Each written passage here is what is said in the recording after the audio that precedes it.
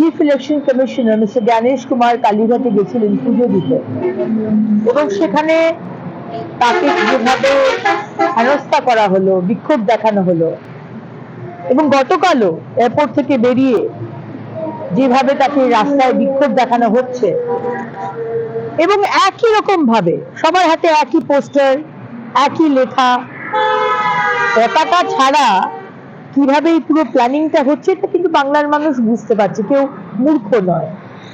Police মন্ত্রী ধর্নায় বসে আছে, আর সিইসি একটি সাংবিধানিক পোস্ট, তাকে এসে Z+ সিকিউরিটি থাকা সত্ত্বেও আজকে মানুষজন তার উপর প্রায় কাছাকাছি চলে আসছে। কারা করাচ্ছে, কেন করাচ্ছে সেটা পরিষ্কার বোঝা যাচ্ছে, কারণ এই রাজ্যে, এই পশ্চিমবঙ্গে এটা পশ্চিম বাংলাদেশ হয়ে গেছে।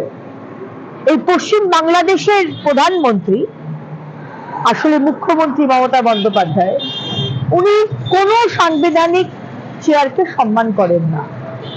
সে সিইসি হোক, সে রাষ্ট্রপতি হোক, সে প্রধানমন্ত্রী হোক, সে উপরাষ্ট্রপতি হোক, সে গৃহমন্ত্রী হোক, তিনি কাউকে সম্মান করেন না।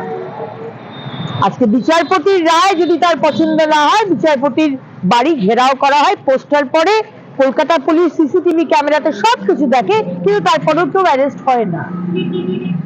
ভালো হলো আজকে মিস্টার জ্ঞানেশ কুমার এলেন, দেখলেন কিভাবে পশ্চিমবঙ্গে ভোট হচ্ছে, এই 15টা বছর কিভাবে হয়েছে ভোট। আজকে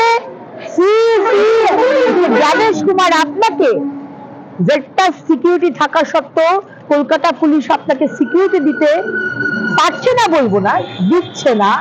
তারা বুঝতে পারছেন যে গ্রামগঞ্জের যে মানুষ তারা কিভাবে আজকে ভোট করতে যায়।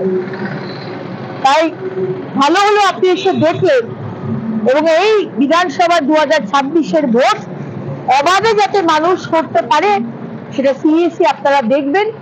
কিন্তু বাংলার মানুষের যে দাবি যে রাষ্ট্রপতি শাসন হোক, কারণ এই যে রেজিম চলছে মমতা ব্যানার্জির আন্ডারে, এরা সেন্ট্রাল ফোর্সও মানে না, এরা কোনো কিছু মানে না। এরা একটা ক্রিমিনাল রেজিম হয়ে মানুষকে বন্ধ করে, খুন করে, গণতান্ত্রিক অধিকারকে কুচলে দিয়ে তারা ভোট করাতে উস্তাদ। তাই সিইসি আপনি এবার ডিসিশন নিন যে আগামী পশ্চিমবঙ্গের ভোট কিভাবে হবে।